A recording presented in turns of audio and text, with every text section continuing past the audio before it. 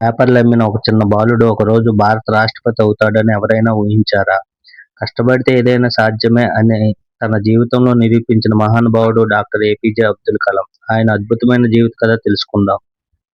1931 October 15న తమిళనాడులోని రామేశ్వరంలో అబ్దుల్ కలాం జన్మించారు. ఆయన కుటుంబం చాలా పేదది. చిన్నతనంలోనే కుటుంబానికి సహాయం చేయడానికి పాఠశాలకు వెళ్లే ముందు వార్తాపత్రికలు అమ్మేవారు. అయినప్పటికీ చదువుపై ఉన్న ఆసక్తి ఎప్పుడూ వదలలేదు. రామేశ్వరంలో పాఠశాల పూర్తి చేసిన తర్వాత తిరుచురుపల్లిలో భౌతిక శాస్త్రం చదివారు. అనంతరం మద్రాస్ ఇన్స్టిట్యూట్ ఆఫ్ టెక్నాలజీలో ఏరోనాటికల్ ఇంజనీరింగ్ పూర్తి చేశారు. అప్పటి నుంచి విమానాలు, రాకెట్లపై ఆయనకి ప్రత్యేక ఆసక్తి ఉండేది.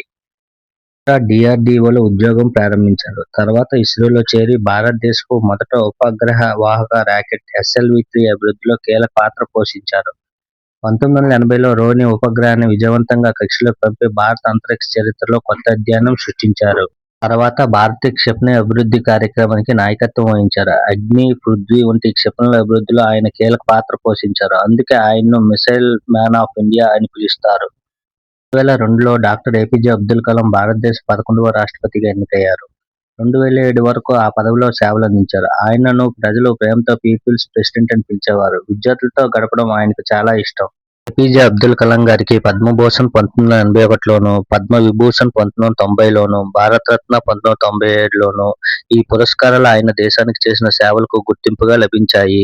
2015 జూలై 27న షిల్లాంగ్‌లోని విద్యార్థులకు ఉపన్యాసం ఇస్తున్న సమయంలో ఆయన అస్వస్థతకు గురై కన్నుమూశారు. చివరి శ్వాస వరకు విద్యార్థులకు ప్రార్థనించే మహానుభావుడిగా నిలిచిపోయారు. డాక్టర్ అబ్దుల్ కలాం జీవితం మనకు ఒక గొప్ప సందేశం ఇస్తుంది. కలలు కనండి, ఆ కలలను నిజం చేసుకునేలా కష్టపడండి అని ప్రజలకు సందేశం ఇచ్చారు. ఏపీజే అబ్దుల్ కలాం జీవిత చరిత్ర మీకు నచ్చినట్టయితే లైక్ అండ్ షేర్, కామెంట్ చేయండి. అలాగే నా ఛానల్‌ని సబ్స్క్రైబ్ చేసుకోండి. థాంక్యూ.